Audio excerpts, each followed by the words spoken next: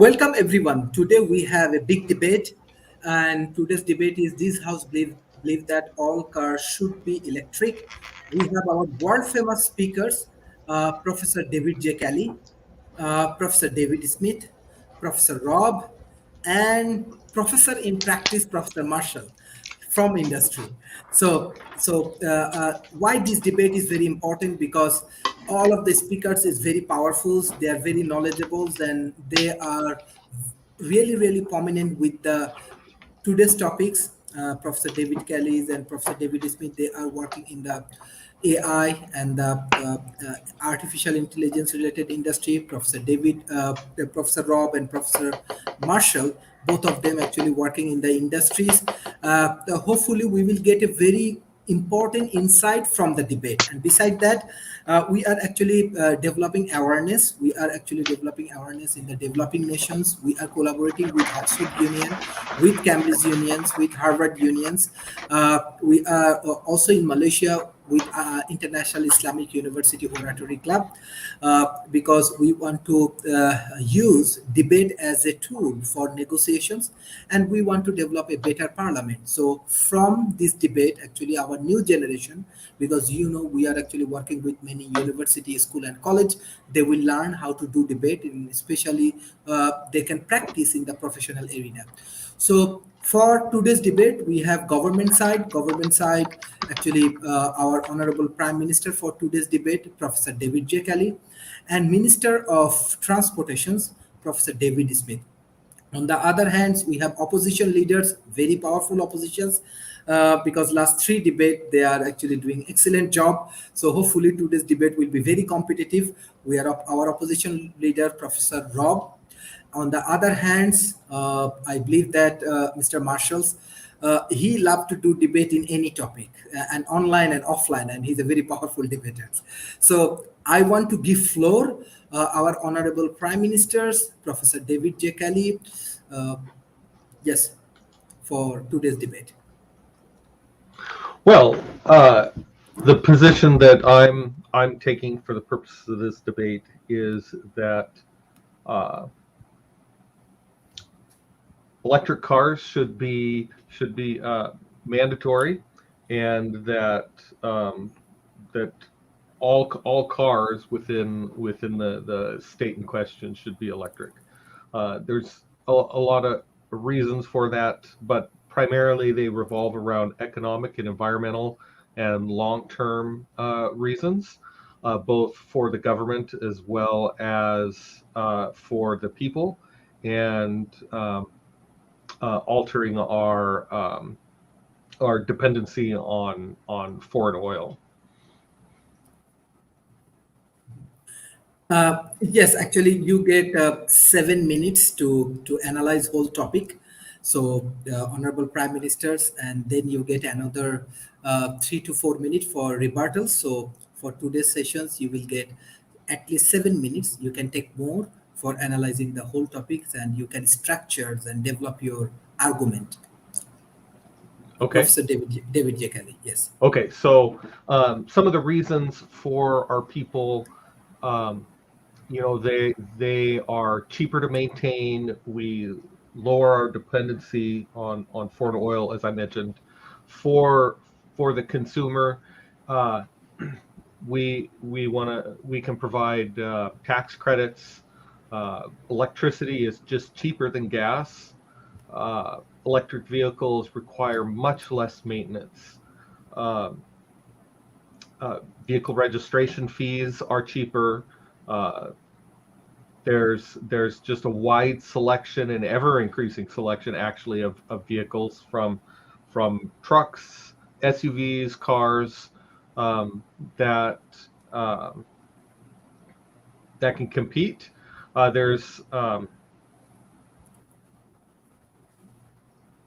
We have a network of charging stations. Most corporations are putting charging stations at work for people so they can have their vehicles charged while they're working. And by doing this, we also lower the amount of emissions dramatically, especially if we force all of the vehicles to do that to the point where um, we can really have a positive effect on our environment, which is another problem that we're dealing with in terms of pollution and and trying to manage the environment. Thank you, Honorable Prime Ministers. We have our opposition leader of the Parliament, uh, Professor Rob. Sure. Let's take each one of the positives of electric cars in order. They're cheaper to maintain. That's true if you have people that are trained to maintain them. People that aren't trained to that are trained to maintain ICE, internal combustion engines, do not transfer automatically into electric car maintenance because you have to learn how to handle current. And the entire manufacturing ecosystem is dramatically different for an electric car than it is for a gasoline car. So that means before we could possibly even make the move, we'd have to make sure that our mechanics were trained, and particularly our first responders, fire in particular, are trained in how to handle electric cars. An electric car on fire for somebody that is not trained to put out the fire can be deadly. Lower dependency on foreign oil. That's true, but it fails to take into account the existing ecosystem for oil and gas. What are we going to do with those people? If we convert to electric, we have to close down the gas stations, the truck drivers that drive the gas trucks, the refineries that process the oil and make gas. Those all go fallow. The employees have to be laid off. Where do we put them? How do we retrain them? What do we do with the sites, which are probably contaminated in and of themselves, and we'll have to fund clearing up that contamination.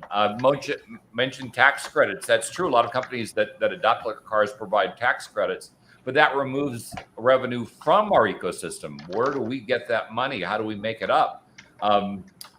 For some of the countries, they use taxes to pay, gas taxes to pay for roads. Not so much with regard to electricity. So how do we fund road repair and infrastructure repair? Registration fees are cheaper. Well, once again, that's something we decide. It's not something inherent with regard to electricity, and it means we have lower revenues. And so how do we make up the money? Currently, we've got lots of gas stations. We don't have a network of charging stations, and the charging for an electric car takes substantially longer than the charging for the filling of a gas car. And people have objected to those times when they're traveling. So not only can't they charge, but the time it takes to charge is significant. And if you use level 3 chargers, which are what allows you to charge a car in 15 to 30 minutes, it can degrade the battery over time, which brings up battery disposal. That's a replaceable item. Lithium ion is nasty stuff, both when it catches on fire and when you dispose of it, which means we have to develop a battery disposal recycling effort in order to handle the problem. And that's got to be in place before we actually start losing the batteries. Otherwise, those batteries are going to end up in landfills and start contaminating our groundwater and have an adverse effect on the environment. Electric cars do have lower emissions overall than gas cars. And we did see that kerfuffle with regard to diesel engines and Volkswagen, which should be a reminder to all of us that often you can't trust companies that build this stuff, to be honest. And we have to make sure that our regulatory environment is in place to assure that these electric cars don't become death traps. Tesla, for instance, has been a perfect example of a company that has decided that the rules don't apply to them. And the number of people that have died in Teslas have been significant, not because the cars are electric, but because they've overstated some of the capabilities of the car, and people have done things like tried to drive the car from the back seat, which hasn't ended well. They may or may not have a positive impact on the environment. It really depends on how you're generating your electricity. If your electricity is being generated predominantly with nuclear and hydroelectric, then they are substantially greener. But if your peak electricity or your general electricity is generated through oil, gas, or coal, not necessarily. And recognize that most of our areas for peak electricity production, those peak plants are oil and gas. They're not hydroelectric or nuclear. And while we could do geothermal is not going great anyplace, and that's relatively green. But again, before going to electric, we have to make sure that we have the capacity the generation capability, the clean electrical generation capability to cover the electrics. And that takes us to generating capacity. The issue right now is our electric grid is not designed to handle a lot of electric cars. Most studies have indicated that if you get more than 2 electric cars on a single transformer on top of the normal load, you have a risk of catastrophically causing the transformer to fail. And having seen a couple of those go up, it's like a bomb's gone up in the neighborhood, but plus you have to replace that transformer. And the cost for a transformer can be in excess of $30,000, depending on the nature of the transformer and the cost of installing it. The ecosystem that we currently have, as I mentioned earlier, is not set up for electrics. And we've got to make that conversion before we get to electrics. Otherwise, we're going to have a whole bunch of really pissed off citizens that can't charge their cars, waiting on long lines for chargers because we just don't have enough of them.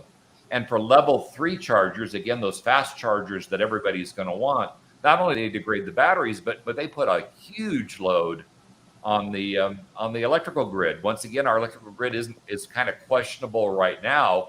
We put a substantial additional load on that. Not only we're going to lose transformers, we're probably going to lose a lot of the grid. It's going to go down because we're trying to produce, we're at overcapacity, and the grid won't take it. We have to fix that first. We lack a repair structure for the vehicles at the moment. Our repair structure is set up for ICE cars. And retraining people to do electrics becomes very critical. And then where does the funding come from? Where do we pull the people from? Right now, for trained positions, we don't have enough people right now to fill the trained positions that we have open. We now suddenly create a whole bunch of folks that have to work on these electric cars, and we don't have the technical staff to do it. Who's going to fix them? Having these things broken down on street after street could be problematic. Now, I'll grant you, electric cars are inherently more reliable, but without the skills to fix them, it doesn't necessarily matter because they're still going to break from time to time, and without the skills, they're not going to get fixed. And then, of course, again, and we're hitting on this idea of the oil economics. A good chunk of our ecosystem is based on oil right now, and the oil companies are large donors into our political structure. So we put those oil companies out of business. Not only what do we do with the people, and how do we recover the tax revenue? And I will grant you that we've probably been providing incentives to the oil companies for far too long. So that may not be as big a problem as I'm stating. But on the other hand, the economic impact on the country is significant. And so we've got to figure out what are we going to do when we lose that economic input from the oil industry. I'm not arguing it's not better for the environment, but if we don't think through these economic matters, we're not going to be able to finish this. We're going to get started. We're going to have a whole bunch of people unemployed. We're going to have a whole bunch of cars broken down on our streets. We're going to lose overall productivity.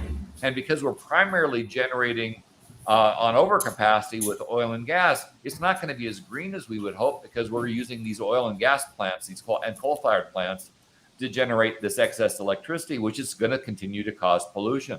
So moving to electric sounds great on the cover, but there's a lot going into this that has to be done first. And if we don't do it first, it's going to create a bigger problem than it's trying to fix, and an economic nightmare, not only for the country, but for each of us individually looking at re-election and now having to do it with substantially less funds because the oil industry isn't contributing, and our electric industry is largely subsidized or owned by or semi-owned by the government as a utility, so it doesn't generate the revenue that we need. It's partially a cost factor for us right now, and we may have to rethink that entire model and move the generation to a non-government regulated industry so that it can grow much more quickly and displace the oil industry that it has to displace much more effectively. So the loyal opposition is against this massive move to electric. Certainly play with them, certainly ease them into the market, but as far as converting over to electric, until we've solved the job problem, the generation problem, the distribution problem, and figured out the economics, it would be incredibly foolish. We would be voted out of office relatively quickly by a very upset populace. Thank you, honorable opposition leaders of the parliament. Even it's a actually mock parliament. We have our honorable politicians and the very successful politician, Professor Dr. Talib Rafal. He joined with us as a debate analyst. He can analyze the whole debate. And most important thing is that I believe the parliament members in this mock parliament, those who join today's debate, they can join in the real parliaments. So we are discussing with different developing world parliaments. Even Dr. Talib, you can welcome us in your country. We want to arrange a debate in between real politicians and our mock parliament debaters. Maybe it can create a new global relationship and new global values for debating and for communications. So thank you, Professor Rob, for your excellent analysis. Now I want to give floor our Honorable Minister of Transport, Professor David Smith. Thank you so much for the opportunity to jump in here. And I love listening to the opposition leader because, on one hand, he talked about the positives of not switching to electric vehicles. And at the same time, later on, he contradicted himself as he laid the facts out. So, yeah, I really appreciate the opportunity to rebuff a little bit there because the one of the main points he was making was the fact that, gee, we do not have people trained to do this. However, if you look at all the major manufacturers which have made the announcements that they are switching 100% in many instances to electric vehicles, uh, they are an in-place training ground with all their distributors and stuff. And if they are switching to 100% electric vehicles, the training will come. It's kind of like the field of dreams. If you build it, they will come. In this instance, you're going to see that with even the independent labor force too. What's interesting to me also in the labor force is many of the community colleges, many of the trade schools around the country are looking at some of their next generation training. And we're already seeing spring up even nationally coordinated training schools to produce technicians for electric vehicles. But one of the really powerful things that we forget when we compare electric vehicles to petroleum vehicles is a lot of the fixes for electronics vehicles are software and software updates as well.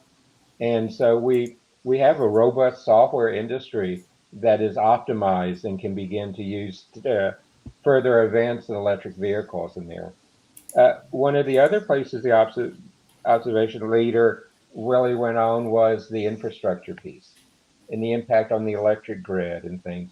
And part of what he neglected to mention, though, was that if you look at our grid for transporting gas around the world, both long distances internationally, most of those ships are decades old and are deteriorating. If you look across the underground transportation, not a week goes by without gasoline leaks of underground pipelines that create not only the pollution environment, the environment to the impacts to the environment, but also waste in there.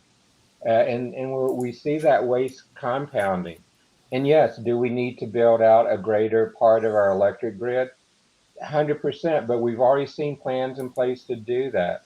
The industry is shifting more to microgrids already as a way to minimize impacts across the grid. Microgrids are ideally suited to being able to manage repowering vehicles to electric vehicles.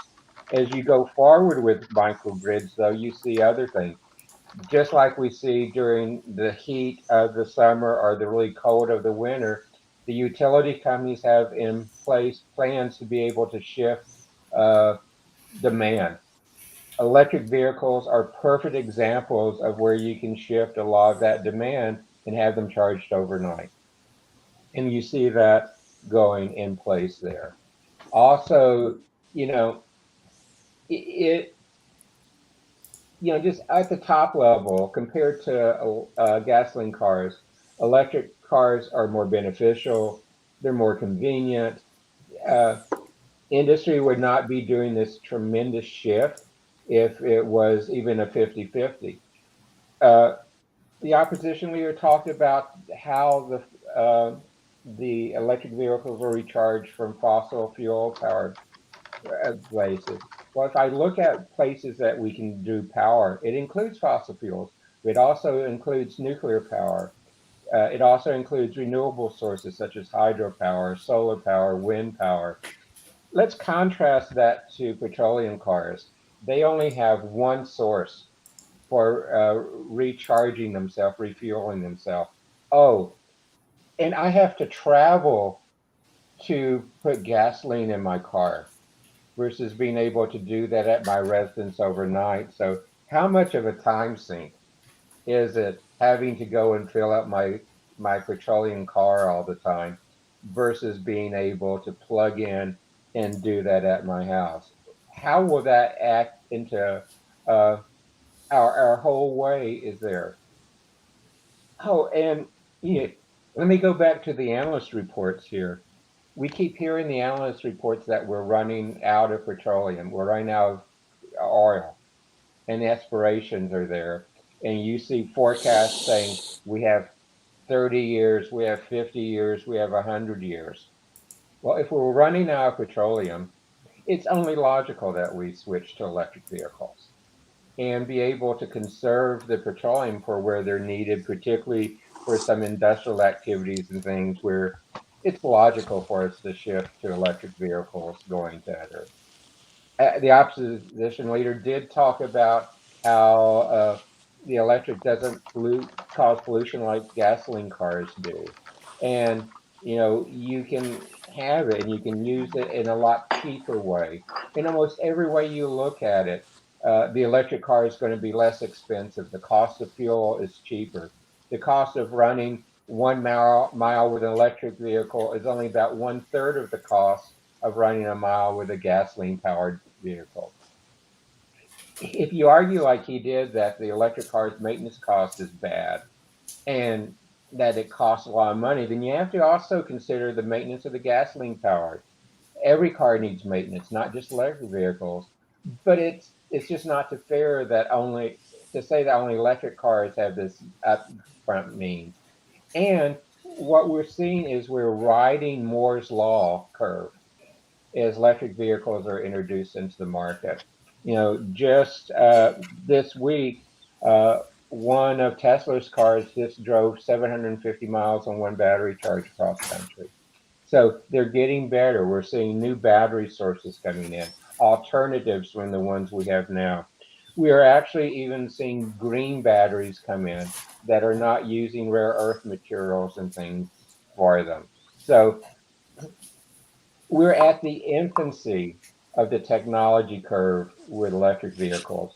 So the opposition leaders trying to compare 100 years of automotive development to 10 years of electric vehicle development and saying they're the same and that the levels are the same. And if I go and look at my constituencies across it, you just can't say that if I take my electric vehicles and apply the same 100-year curve that the opposition leader did, uh, the curve is going to be even steeper because of what we have now versus when the petroleum cars were put in place. So we're at the beginning of the curve, not towards the end of the curve like we are with gasoline powered engines. So I mean, I can continue to go on with different ones like this. But, part of what we say is that the market should decide. And, you know, with the manufacturers already making the decisions for us, as government officials are encouraging those decisions for us, we've seen part of that already in place. But, just to kind of hit the other ones, they're not only cheaper in the long run, they reduce emissions, which therefore cause cleaner air. We've already talked about the time savings. And really that time savings of charging at night versus having to travel and find and set in lines at gas stations is a time-saving gift for the owners. It reduces the dependency on oil. I'll tell you one of the other things I particularly like about electric vehicles as I ride in them is they are so quiet.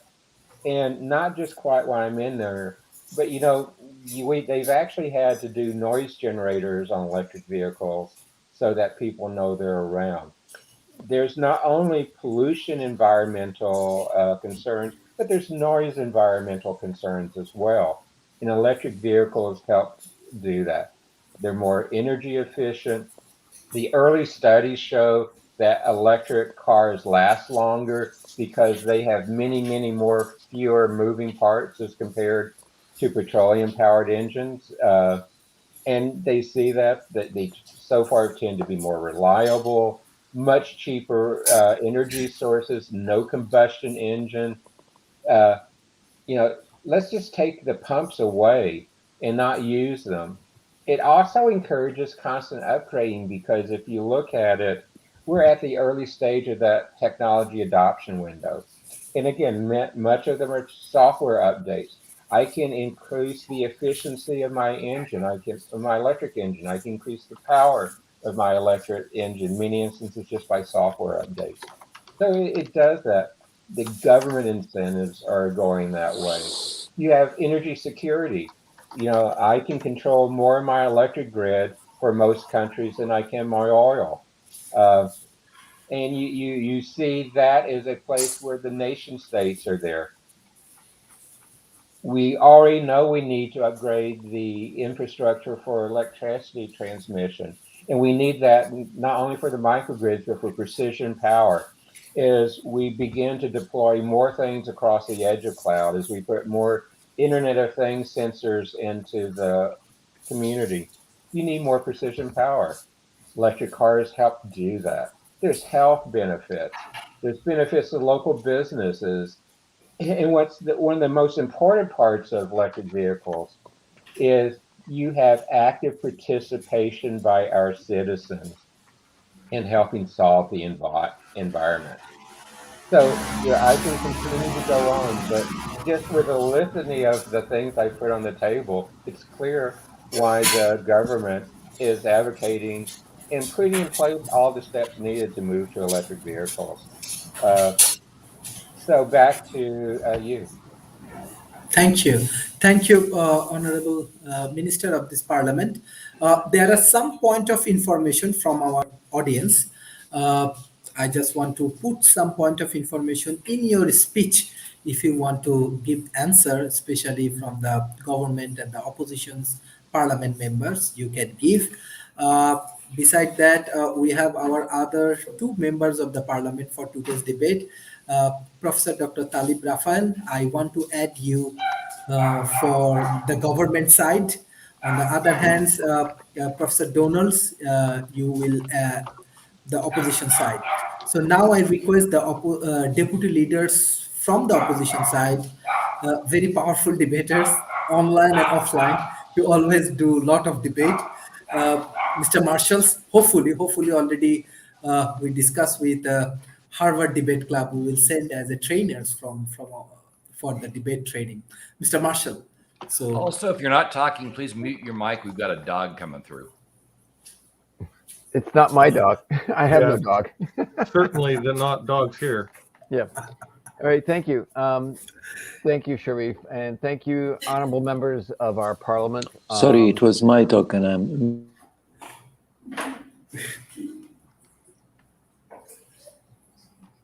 Okay, I'll proceed. So Yes. basically, I heard some really great arguments, and I understand the argument of the government, of the head of the government, David, and David Smith, his parliamentarian and head of the Environment Ministry.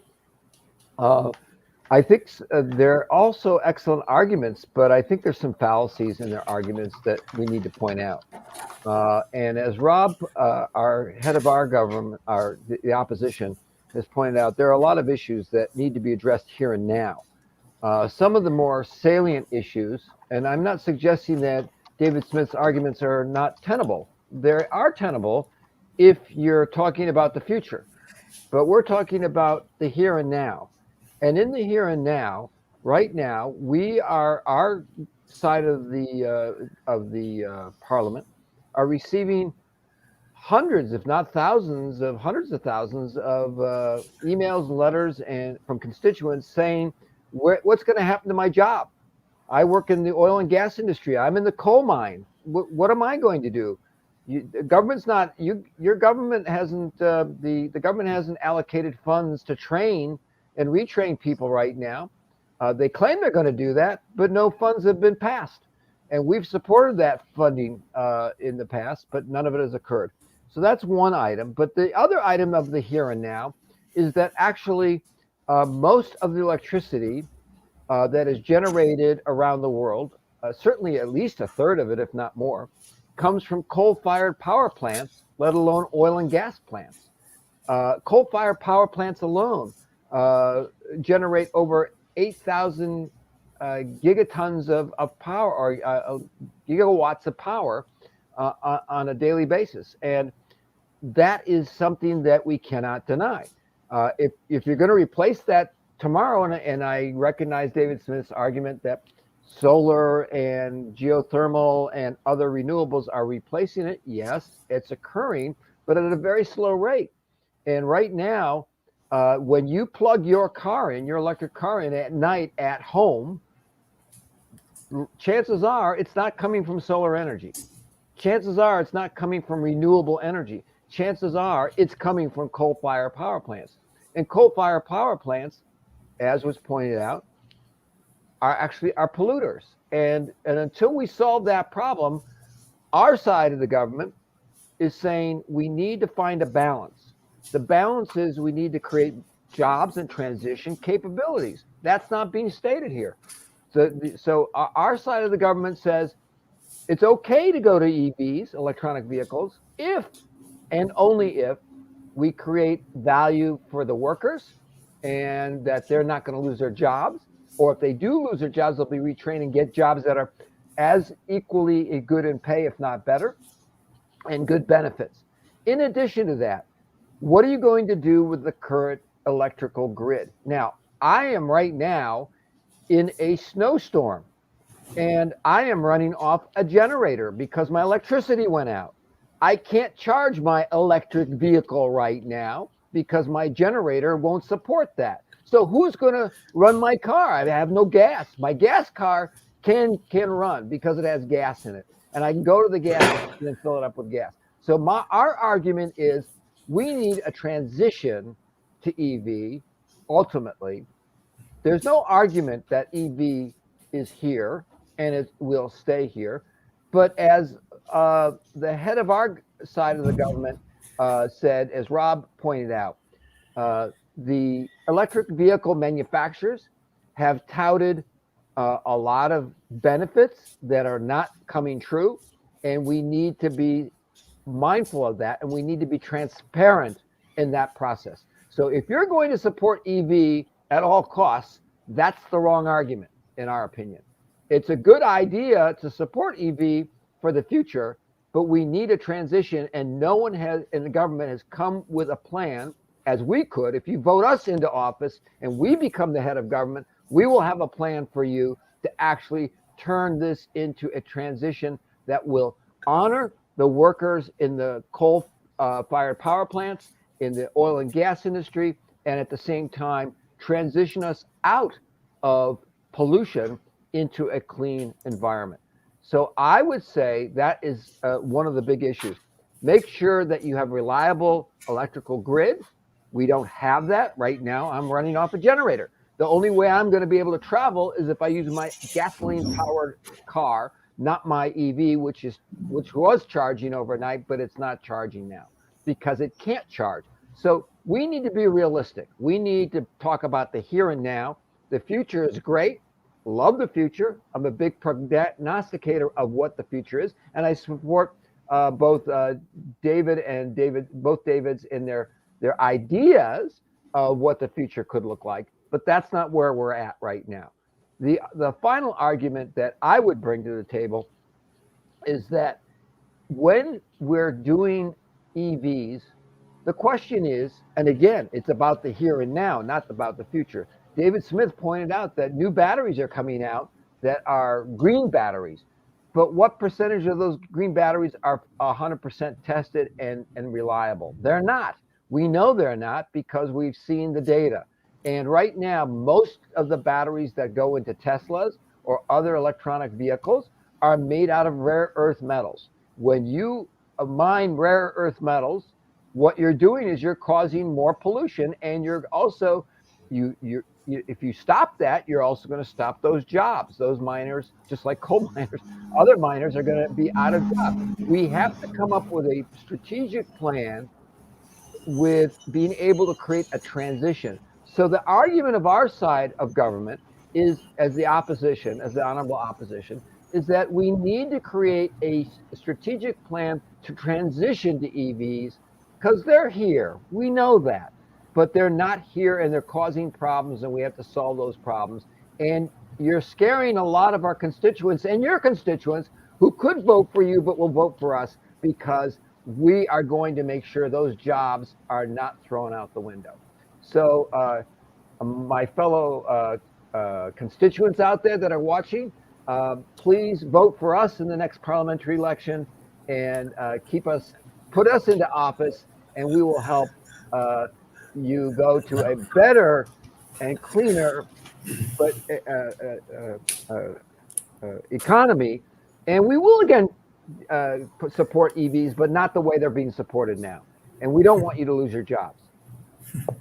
Thank you, Mr. Marshalls. Actually, thank you for your valuable contribution. I'm sure Honorable Minister of the Parliament, in the closing remarks, he will add many interesting points, because Mr. Marshall bring many important points, and they will solve. This Parliament will solve this many challenging situations, especially our honorable parliament member. He has a problem with electricity. So I request our honorable minister, as soon as possible, if you solve his electricity problem, it will be helpful. We have our highly professional politicians. He is from Jordan, very respectable person around the world. When he first joined in World Talent Economy Forum, we become inspired, we become motivated. He is also UNWTO Secretary Generals. Today he will attend in the debating. It's actually mock debate. He will do debate on behalf of government. He has a huge experience as a debater in the parliament. He is a successful businessman as well. Professor Dr. Talib Rafael, I want to give you the chance and the floor for today's debate. Can you unmute, please? Thank you, Sharif. You're doing a great job, really. I enjoyed this debate. I want to sound now a real concern on the part of the developing world, especially in the Middle East. Now, the Middle East is a producer of most of the oil in this world, but Jordan is not an oil-producing country. We have problems with electricity. That's our problem. Unless we have steady electricity, and electricity that's generated without pollution, then we are in the same track again. We can't have electric vehicles that are working on electricity that's generated from oil and from other things like that are polluting the environment. So my point is, I'm with David Smith. I'm with government in trying to promote electric vehicles. We in Jordan have introduced a tax system that pays less customs on cars that are electrical. So people are encouraged to use electrical cars. But the fact is that if everybody uses electrical cars, Jordan would not work. We already have problems in our electricity grid as it stands now. So how about when it all becomes dependent on electricity? That's what I want to say. So I think what Rob said and what Mr. Marshall said is correct. I'm not concerned about jobs. I think jobs would be replaced by other jobs, because the manufacturing of cars, the bringing in of electrical cars is a new horizon. It will bring in new jobs for sure. But I'm worried about the electricity grid as it stands now. In a country like Jordan, we're still very dependent on our neighbor, on Israel, to give us some electricity. and that's not good. People are very much complaining about it. We have electricity cut down every now and then. We're now trying to produce good water from electricity from purification of water of the Red Sea, and that's not good for electrical cars because consuming so much energy. And this energy is being generated through oil and coal, mainly oil and gas. So thank you so much. That's what I wanted to add. Thank you. Thank you, Professor Dr. Talib, for your valuable speech. Definitely, this kind of problem we need to solve. This parliament believe that any kind of global problem we need to solve together. It's a mock parliament, but I believe that we get a very important point, and every aspect we try to do work in the developing nations. Even the last week when we do dialogue on the global how we can reduce the poverty, World Talent Economy Forums. It's very small compared to the global crisis. It's very small, but with the help of Oxford University Hospital, Cambridge University hospitals, DHL, we actually create 650 job opportunity for the developing worlds. So recently we finished our dialogue and conference with Rwanda. So we already providing training. It's 100% free to the Rwanda women. And from there, we are actually creating a job opportunity for the healthcare worker. So this is our economic activities. We want to be more like we want to be more problem solvers, and definitely whatever we get from this parliament, we will take it as a serious note with our young team. Yes, definitely we have limited ability. Our ability is very limited, but with our hard works and everything, we try to solve many problems. Definitely we want to solve energy related problem, healthcare related problem. We want to solve education related problems. So these are the parliament, which is very, very important, because both of the side now we are discussing. We are observing the pros and cons. So hopefully through this process, our team will learn and we will grow together.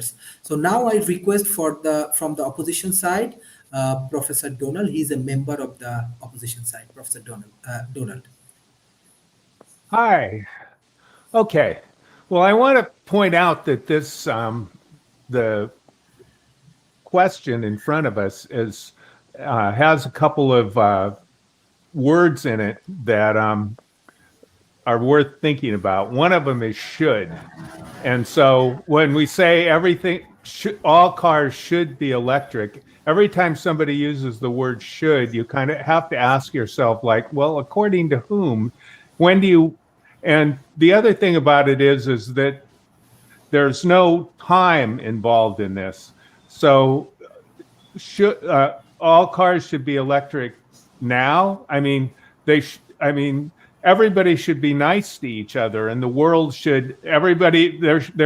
We should all not have wars, and everything should be. Everybody should be healthy and have good health care, but that's just not the way the world is.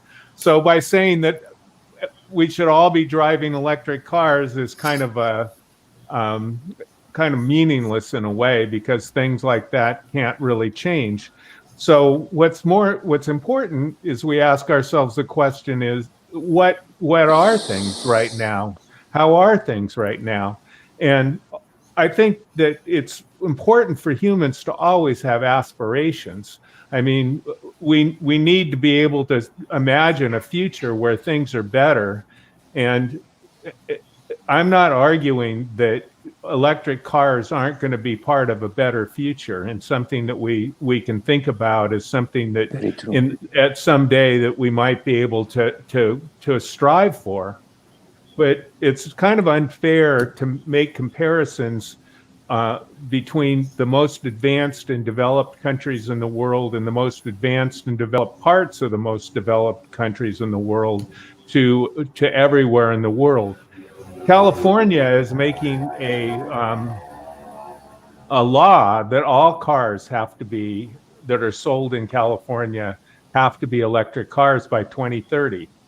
But at the same time they're doing that, they're also putting charging stations everywhere. I mean, there's an adequate number of charging stations that if you're driving from one place to another in California, no matter how much in the outback you are, and there are some outbacks in California. There are places in California where you can drive for an hour and not see a building. I mean, California is a big state. And so in order to make that actually happen, we have to spend all from now until 2030 putting in charging stations everywhere to make that actually work. And California is rich enough that it can do it. California can do it. Norway right now and several of the countries in Nordic countries have extremely high electric car use. But then if you look around at sub-Sahara Africa, half the people don't have electricity in their home. Yeah. I mean, it's not just a matter of having a generator like Marshall has, but it's a matter of the fact that they just don't have electricity at all. And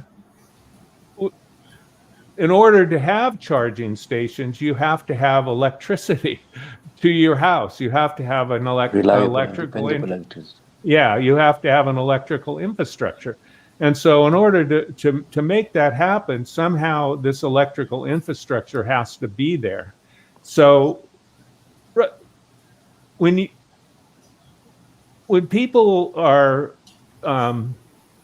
trying to be entrepreneurial in a situation where they don't have the same have enough resources, they can do brilliant and clever things.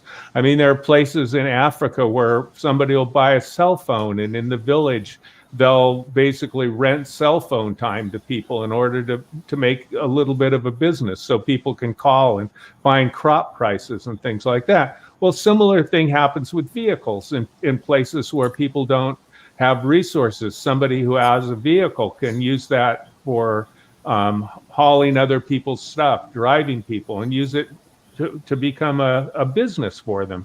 And they have to use what infrastructure exists.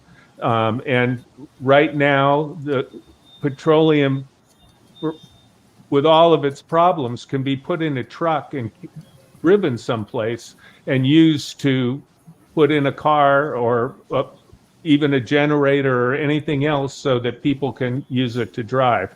And that is something that we just have to be aware of. So I don't disagree that it's a wonderful idea to have the aspiration of using electric cars everywhere.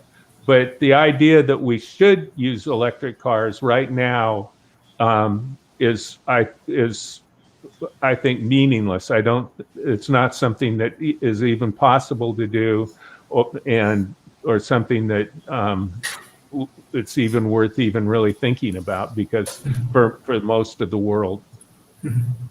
Thank you, Honorable. I think Honorable Member of the Parliament, Dr. Talib Rafal, has point of information, or you want to add some explanation. Yes. Yes, I want just to ask a question to Mr. Donald. How does California or Norway produce energy to start with? How do they produce electricity?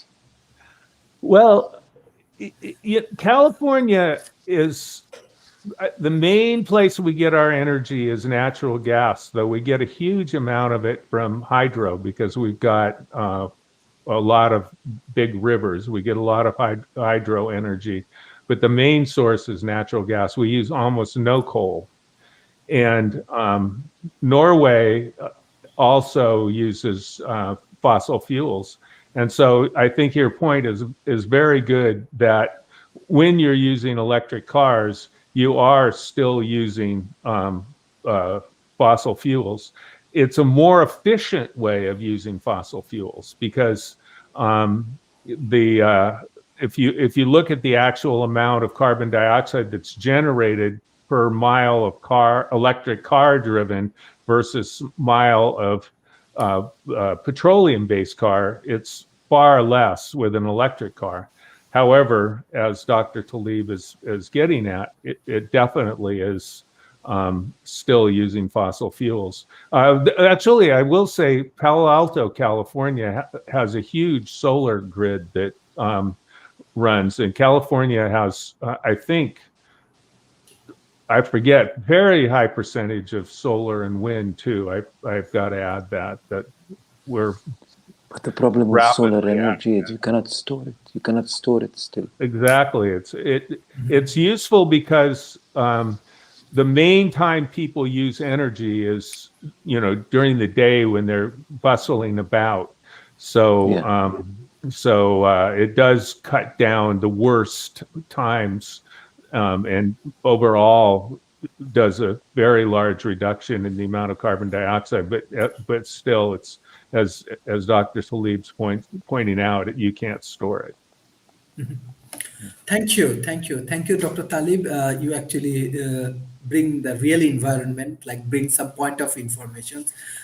It's mean that how experienced you are to handle parliamentary debate. This is also important. Even we this is the way we can understand different opinions and different views. Thank you. Now time for rebuttals. Actually, our opposition side, long time they are in politics and they are trying to hold the government side. Maybe the next parliament we will see the different scenario. Now I request the leader of the opposition, Professor Rob, for his rebuttal round. Well, let's be clear, the government hasn't made their case. The difficulties, as we pointed out, are the fact that we don't have a trained workforce to work on the electric cars today. The government argued that if we build them, they will come, but we're building them now and they're not here. So if we were to make a much larger switch to electrics, this lack of technical capability, it may eventually self-correct, but what are we going to do in the meantime when we've got broken down cars and problems? Government also argued that we have electric cars can be updated and repaired through software updates.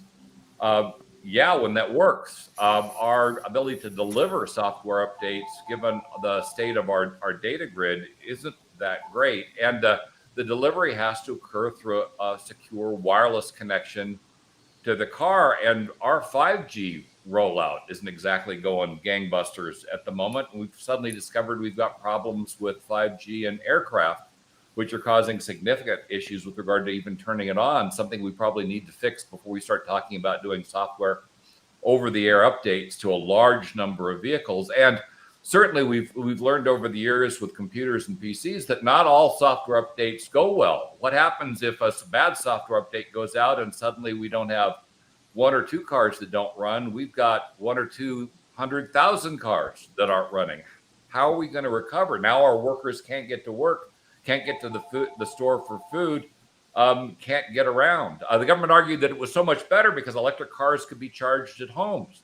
That's great, but as I mentioned earlier, we don't have the electrical capacity at homes yet to handle this. If more than 2 cars come online on a given transformer, there's a good chance that transformer will catastrophically fail, and we're going to have to replace that transformer with a larger capacity unit, and we haven't funded that effort yet. And ideally, because those damn things explode when they go up, we want to replace those transformers before they explode, not have to do it after, because once again, we had a lot of those things going up at once. We don't have enough people to replace the transformers, let alone the funds to buy them or the manufacturing capacity to make them.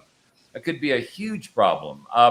You talked about microgrids, and microgrids are great, except we don't have them. Certainly something for the future, but as Talib pointed out, we don't do a good job of storing electricity yet. So even though if you look at a country like Norway, who is I think about 90% renewable energy right now, we're not. And so Norway, I could argue, did it right, that they converted to renewable energy first, and then they rolled to electric cars. Roll into electric cars before we do renewable energy only exacerbates the ecological problem, because we're using older and very unclean oil and gas-fired plants to generate peak electricity, and we've got to get off that at the moment. I mean, if you look at some of the other countries like Germany, who just decommissioned nuclear power plants and are planning to go electric, they're going to have a heck of a time keeping that clean, because where's that electricity going to come from if it's not coming from nuclear or geothermal, which produces 24/7 while solar is only during daylight hours, and windmills tend to only work well late afternoon into early evening. Kind of helps that I was the leading battery analyst for a number of years for the world. Utilities can shift demand. Well, that's great if you, unless you're over capacity for demand in all your segments. If you don't have the capacity in the other segments, you can't shift capacity to the places that you need them, and you still need transport. We lose a lot of electricity over transport. The longer you move, you have to carry electricity, the more electricity you lose just through the infrastructure. You want it generated close to where it's used, and once again, we're not set up that way yet. We talked about Moore's law. The argument that Moore's law will advance cars. Well, Moore's law is being applied to gas-powered cars as well. And once again, we're not arguing that we shouldn't eventually move to electrics. We're arguing that we need to fix the infrastructure problems first, the employment problems first, the training problems first, so that when we move, we don't create new problems that we're not set up to solve to replace the old ones. We want to eliminate problems, not just shift them from one place to another. It was pointed out that we have 100 years of ICE automotive development and only 10 years of electric. Well, it's not necessarily true. Electric cars and gas cars both appeared about the same time in the early 1900s, and we continued to use electrical power in railroad engines and heavy industry. We know how to build electrical engines. It's the batteries that we didn't focus on. We stalled battery development for a number of decades and only started redeveloping and focusing on batteries relatively recently with the advent of smartphones and laptop computers. We're way behind the curve in terms of developing advanced battery technology or energy storage. And here are our choices right now with regard to energy storage, and none of them are good. We could put in large banks of lithium-ion batteries, but if you watch some of the early deployments of those things have gone up catastrophically in huge fires. We're learning how to do it.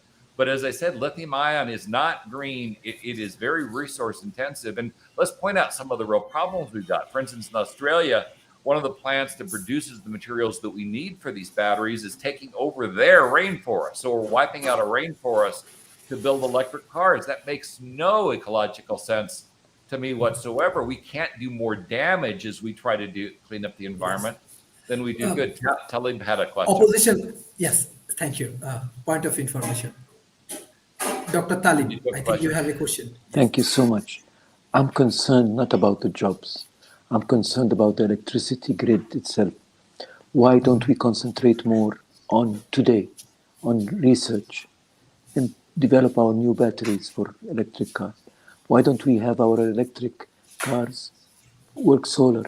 In other words, have some solar panels on the cars themselves. We're doing that with aeroplanes. Why can't we do them with cars? We're not spending enough time and enough energy and enough resources on research to develop the new electric car that is capable of using natural electricity rather than use its charging grid. That's what I wanted to say. Thank you. Thank you. No, that's fair. And we welcome Talib into our side of the argument. We're arguing that we're just simply not ready. The car's not ready. The argument that we could put solar panels on the top of the cars, it's a good one. And there are cars coming that have those solar panels.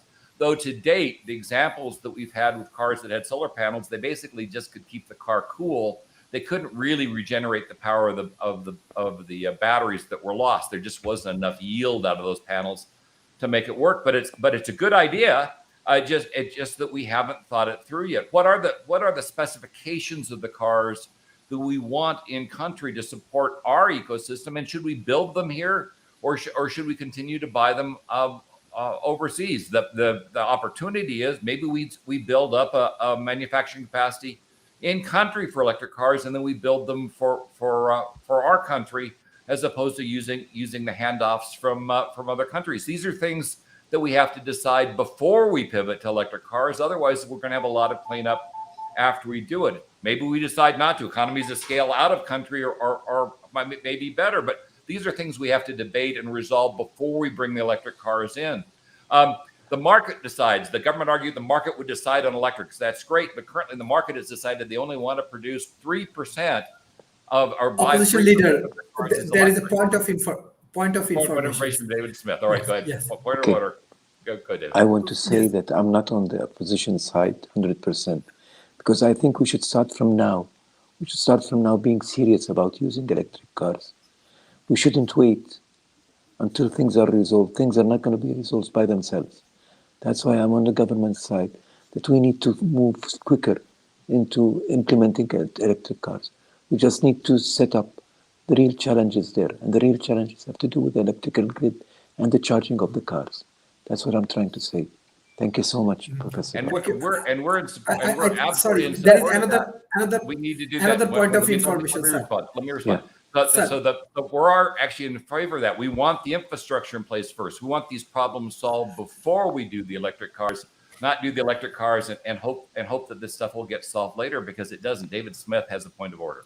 But observation, you're missing some major points. If I look, for example, in the United States, the average vehicle is driven 13,000 miles a year across all sectors, which equates to 36.9 miles per day, well within the primary charge of a battery.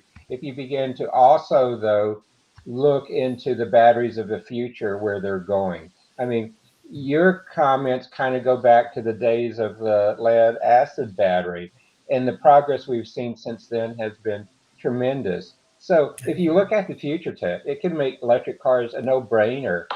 If you look at the grid scale, we are now moving grid scale energy storage out to do the microgrids, and the batteries will be part of that. And as that goes forward, battery technology is going to get better. But, you know, if you make electric Honorable vehicles Minister, you will get more time for closing remarks.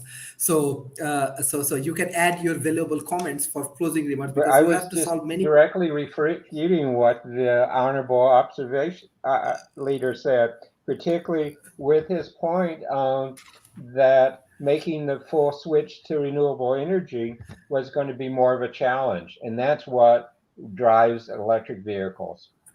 So I agree. Thank you. Back to you then. Yes, thank you. Thank you, Honorable Opposition Leader. Yes. So finishing up. So I certainly agree with what David Smith is saying with regard to the future batteries are going to be better. So let's wait till they're here. So I mean, why deal with technology that we know is going to be soon obsolete? There have been several trials for battery replacement programs in electrical cars. They failed catastrophically. So far, no battery replacement program has shown up as being viable. So that means we have no proof that we will replace the batteries in the cars. And let's add one more issue. ICE cars and the ICE industry lives and resides on churn. The cars wear out, you buy new cars. It's incredibly wasteful, but it supports the current economics of the market. With electric cars, they should last substantially longer. Batteries are the only limiting factor. When we put them in place with new batteries, maybe a car could last 20, 30 years. But how do we deal with the industry impact of eliminating the churn of these electric cars? How do we deal with the economics of this? We have to think it all through. Otherwise, we're going to have large factories and distribution centers shutting down and yet more people that are unemployed. These are problems we have to solve before we move to electric cars, because if we do it afterwards, we're going to experience a lot of pain we're not set up for. And remember, we're up for re-election on a regular basis. We have an upset populace. We may not get reelected, and going in and saying, hey, just hang in there 10 years from now, it's going to work. Yeah, well, we're going to be gone, and our country's going to be in trouble. Well, before that, we need to fix the problems before we implement the technology. The opposition rests. Thank you, Honorable Opposition Leader, for bringing very valuable point for today's Parliament. Now I request for the closing remarks from the government side. Honorable ministers will give the closing speech. I believe that our Honorable Prime Minister of today's Parliament, he has an important meeting in UN, so he has to leave the Parliament early. So he give the responsibility to Honorable Minister of the Parliament. And beside that, there is a special note, because there is a two problem. Number one, our opposition member of the Parliament, he do not have electricity. So I request the minister as early as possible solve this problem. On the other hand, from your government, like he is from developing worlds, I believe the developed world should support more, like the developing worlds, to develop a really good ecosystem for electricity, which is required. I think that That's Dr. right. Talib also bring this point. So developed world should support more to developing world for develop infrastructure, electricity, and these are the things. This is the way actually World Talent Economic Forum actually thinking. We need to collaborate and we need to support, but we need strong commitment from today's parliament, especially from the minister. Uh, I think Dr. Talib want to add a point, and No, I then I just will want to give say chance. that I'm with David. I'm with David on this. That it's not an issue of time only. We have to have the determination to go into that line. And the issue of time would be solved in time.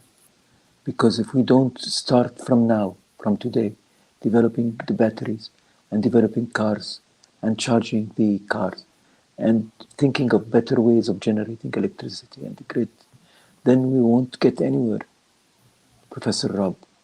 I completely agree with you. But the issue is not now and then. The issue is now. We should start now. All of this should start now. Thank you. Thank you, Dr. Talib, for your valuable advice.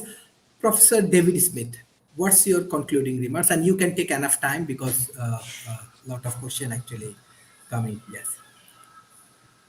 I love how the observation leader picks his comments, because if as we begin to look at where we are in the environmental crisis, our continued use of petroleum-based cars will continue to contribute to the global warming and to That's the right. challenges there. Uh, the observation leader also failed to understand that to generate the elements required for the production of petroleum cars are in decline globally. But yet we see all the advances on the other side of the coin. You know, if I look at batteries, one of the biggest advances in research right now is the movement away from chemical based batteries to all solid state batteries.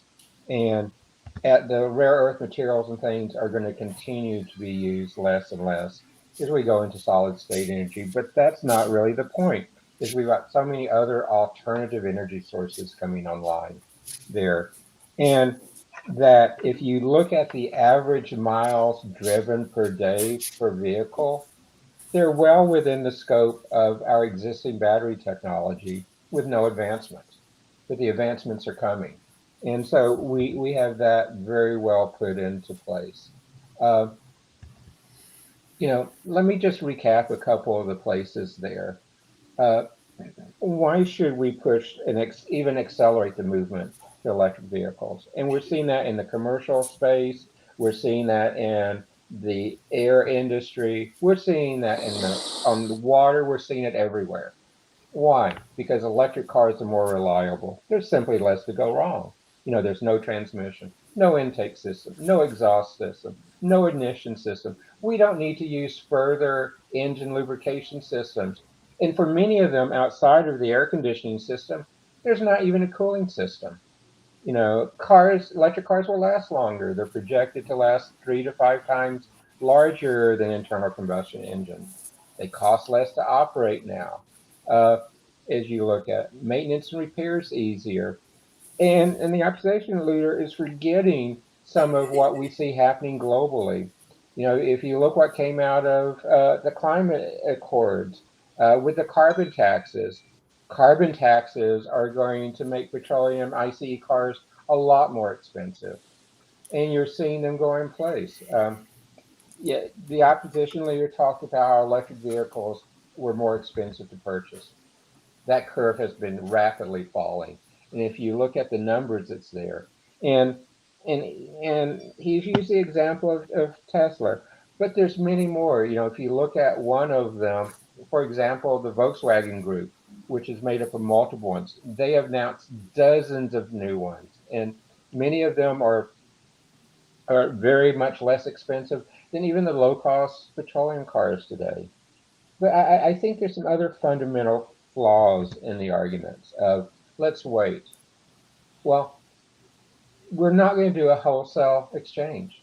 It's going to be a gradual exchange as we go to it. But as we make that change, it's going to continue to advance and continue to do there, to advance to solve these problems. If we continue to wait to address them, the climate accords are just going to be blown out of the window because they assume that we begin the progress of solving these issues and beginning to get there.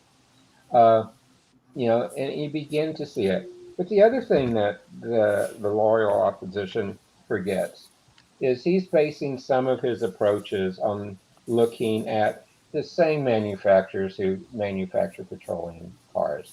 And yes, they are rapidly shifting over to all electric. But what he discounts is the fact that there are hundreds of new manufacturers of electric cars. And these new manufacturers can be distributed globally and help create local markets, help create local jobs.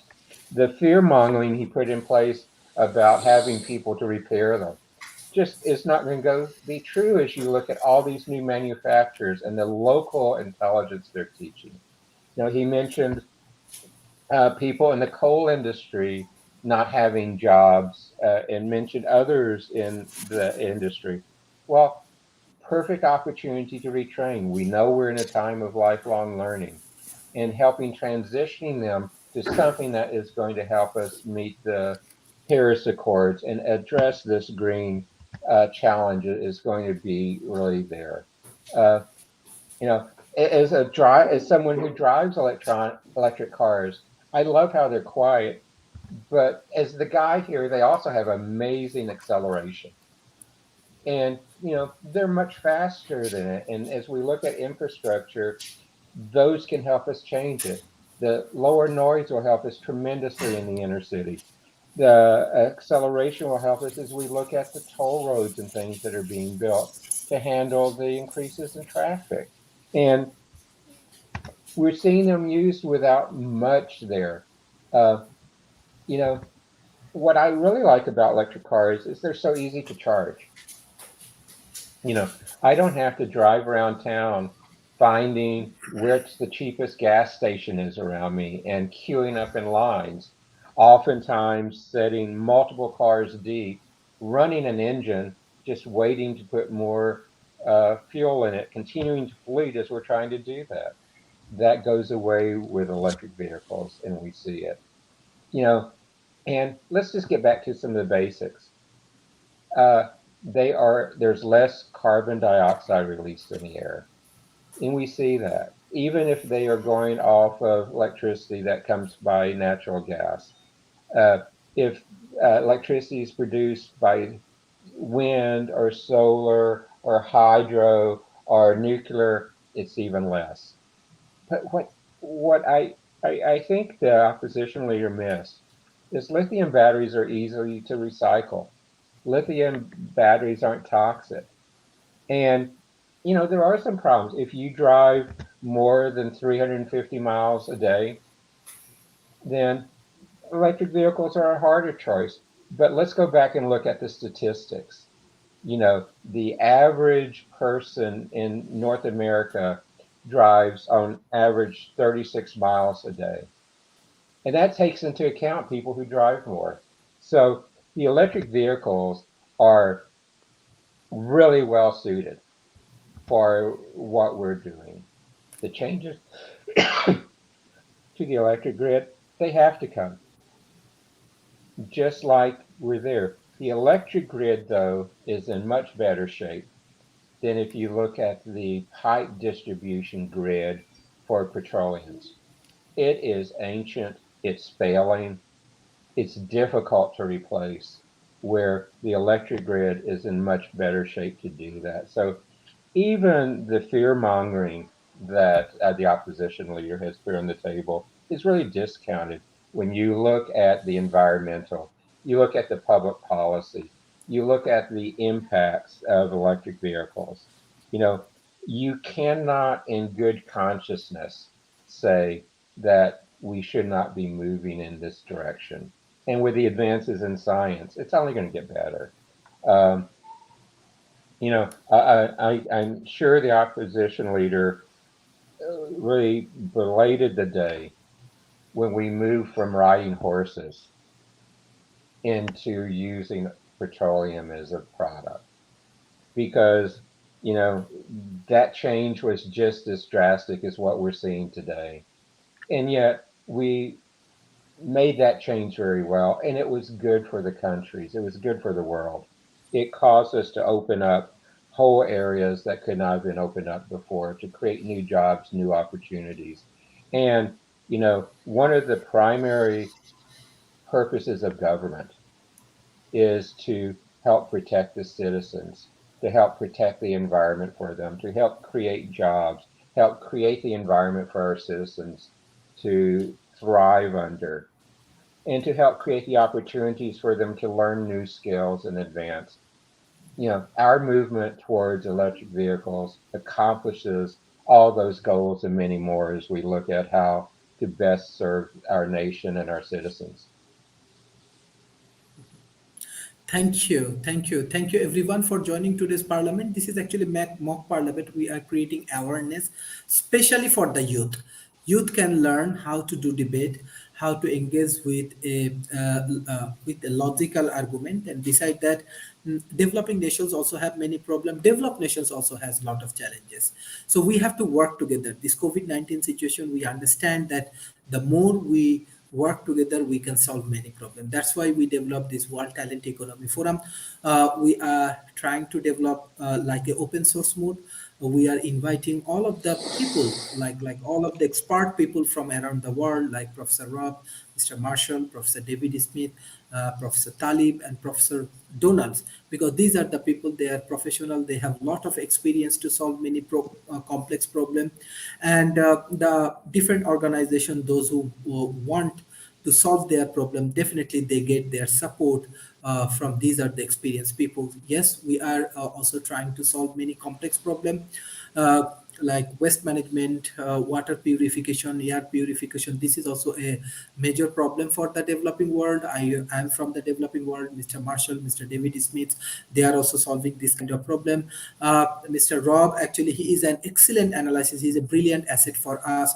Dr. Talib has a huge experience to run a United Nations World Economic Forum. This is the major experience he has. He can guide us how we can do more productive work for the developing world. On the other hand, Mr. Donald's always a great researcher. He can find out many complex issues. He can figure out many problem, as well as he can give us the advice how we can solve many problems. So we have excellent team, all of them actually our board of advisors.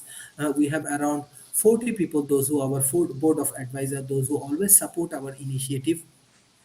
So World Talent Economy Forum, these are the mock parliament. We want to go for some debate and some of the critical analysis. And we learn, even the developing nations, we also have to learn from today's parliament. I'm very much impressed how they do debate. Some point they criticize each other, but it's in a very disciplined way. We go for argument, but it's in a very disciplined way.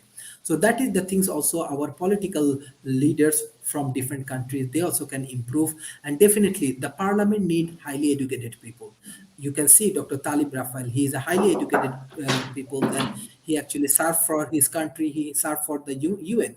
So that's why I request everyone, even though I'm very small for deciding these things. Maybe our experienced board of advisors and other observer from university, from academy and policy making institutions, we need to invite more educated people in politics, more talented people in politics, more effective people in politics, because politics is very important. Always Dr. Talib says policy development is also important for the nations. The more talented people engage with the policy development and political issues, the world get more better world. So I believe that in the future, in the real world, Professor Rob, Professor Marshall, Professor David Smith, already Dr. Talib contributed a lot in politics. Even Professor Donalds will contribute in real policy development and the real politics.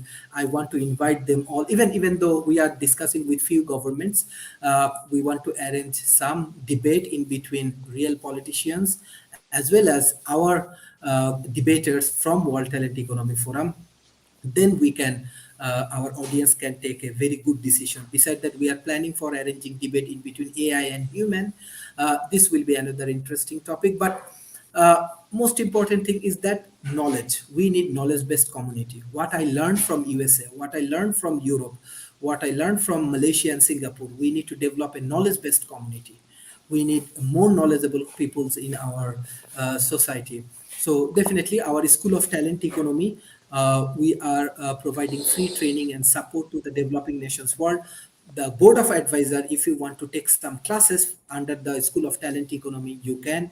Those who want to contribute in the research industry, we already working with B Lab in Japan.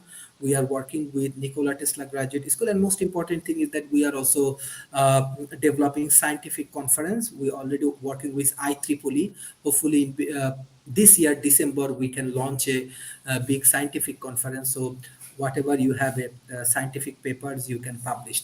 So we want to develop a knowledge-based community. We need more support. We need more collaborations. We need great people like today's sessions. So thank you, honorable speakers. Even it's a mock parliaments. Trust me, your speech and everything like real politicians. I'm sure Dr. Talib will agree with me how Professor Rob, Yes. Professor Marshall, Professor David Smith, and Professor Donalds add value. Proud You are to be real part of this politicians. group. They are like, yes, yes. So they are like a real politicians. I believe that they can contribute more. They can contribute more. So thank you. Thank you for your excellent thank you. session. Excellent session. Thank you. Trust me, I attend in Oxford debate and Cambridge debate. This is very high quality debate. Thank you, everyone. Thank you. Bye-bye and take care. Thank you. Cheers. Thank you. Thank you.